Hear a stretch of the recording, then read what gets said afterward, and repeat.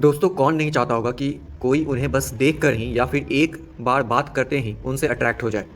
हर कोई दूसरे के मुंह से अपनी तारीफ में कुछ शब्द सुनना चाहते हैं। ये आदमी की फितरत है और इससे उसे खुशी मिलती है।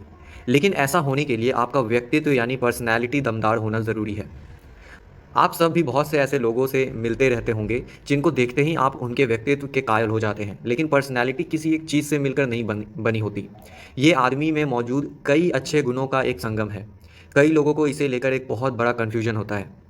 जब भी उनके दिमाग में सवाल आता है कि अपनी पर्सनैलिटी कैसे सुधारें, तो उनके ख़यालों में सिर्फ़ एक एक ही चीज़ आती है। वो सोचते हैं कि बाहरी दिखावे जैसे कि हमेशा नहा धोकर रहना, सूट-बूट पहनकर रहना, अच्छा इत्र इस्तेमाल करना और ब्रांडेड जूते पहनने को ही पर्सनैलिटी समझ बैठने की भूल करते हैं। इसीलिए हमारा यही कहना है कि पर्सनैलिटी बनाने की सोचने से पहले ये जानना ज़रूरी है कि आखिर पर्सनैलिटी क्या है?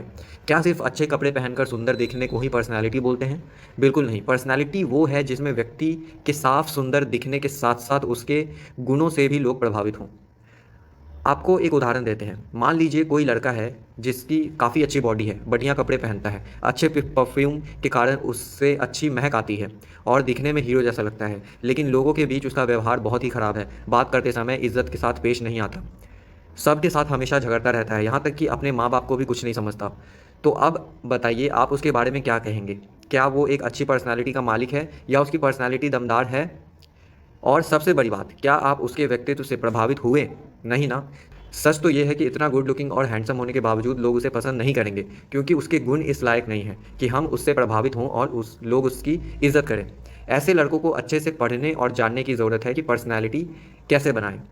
तो आप समझ गए होंगे कि ब्रांडेड कपड़े, महँगा सामान और गुड लुकिंग होना आपको प्लस पॉइंट ज़रूर दिलवा सकता है, पर सिर्फ़ इनसे पर्सनैलिटी बनाना एक झूठी बात होगी। इसीलिए एक अच्छा व्यक्तित्व चाहते हैं तो आपको अपने अंदर छिपे कुछ बड़े अवगुणों को निकालना ज़रूरी है। और एक अच्छी पर्सनैलिटी ईज़ी कार्ट में कितना इंपॉर्टेंट रोल निभाता है, ये मुझे बार-बार बताने की ज़रूरत नहीं है दोस्तों।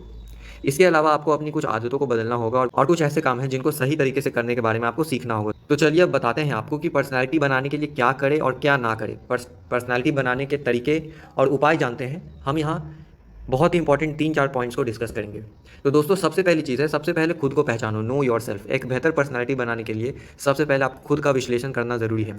अगर आपको ये नहीं पता होगा कि मुझ में क्या कमियाँ और कौन से अच्छे गुण हैं, तो आप अपना व्यक्तित्व विकास कैसे करेंगे? इसीलिए सबसे पहले खुद को जानें, खुद को पहचानने की कोशिश गंभीरता से करें। कड़ा रुख अपनाते हुए अपनी सभी बुरी आदतों यानी अवगुणों को एक नोटपैड में लिखें, ताकि आपको आसानी रहे ये जानने में कि एक अच्छी पर्सनैलिटी का मालिक बनने के लिए आपको कौन-कौन से सुधार करने हैं। ये पर्सनैलिटी डेवलपमेंट के लिए आपका पहला कदम होगा दोस्तों।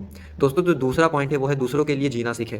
अगर आपने ये वाली बात अपने जीवन में उतार ली तो आपको सोचने की ज़रूरत ही नहीं है कि पर्सनैलिटी कैसे बनाएँ, क्योंकि दूसरों की मदद करना और विकट परिस्थिति में हमेशा उनके लिए तैयार रहना ऐसे गुण हैं जो सीधा दिल में उतरते हैं और हम ईज़ी कार्ट में यही काम करते हैं दोस्तों।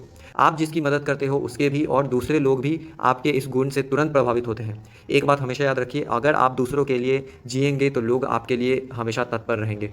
जब भी कहीं आपके बारे में ज़िक्र होगा तो लोग आपके बारे में अच्छा ही बोलेंगे। दोस्तों जो तीसरी बात है वो है बात करने का तरीका। आपके बात करने का स्टाइल यानी वाणी की मधुरता ही वो चीज़ है जो आपके व्यक्तित्व में चार चाँद लगाती है। आपके अंदर लाख बुराइयाँ हों, लेकिन अगर आप सबके साथ प्रेम और शिष्ट भाषा में बात करते हैं तो हर कोई आपसे खुश रहेगा। यानी कभी भी ये ना सोचें कि मुझे सिर्फ़ अपने से बड़ों के साथ ही शिष्टता के साथ पेश आना है। आपको अपने से छोटे और यहाँ तक कि बच्चों के साथ भी अपना व्यवहार शालीन रखना है। इससे आपकी इमेज हर वर्ग के लोगों के बीच बेहतर बनेगी। हर कोई आपसे बात करके खुश होगा। दोस्तों जो चौथी चीज़ है वो है शर्म छोड़िए। जी हाँ, पर्सनैलिटी डेवलपमेंट में इन चीज़ों पर आपको ज़रूर गौर करना चाहिए। एक है संकोच यानी शर्म और दूसरा है आत्मविश्वास। ये दोनों व्यक्तित्व विकास के लिए बहुत ही ज़रूरी है। अगर आप हर जगह शर्माते रहते हैं और कुछ बोलते ही नहीं हैं, तो लोग भी आपसे कम बात करना शुरू कर देंगे। कई बातों पर शर्माना ज़रूरी है, पर हर बात पर ऐसा करना ठीक नहीं। इससे लोग कहने लग जाते हैं कि अरे ये तो कुछ बोलता ही नहीं है। हमेशा खुलकर जिएँ और आत्मविश्वास से लबरेज रहें। सेल्फ कॉन्फिडेंस एक ऐसी चीज़ है दोस्तों, जो किसी भी व्यक्ति का गहना होती है। आत्मविश्वास को कभी ना कम होने दें।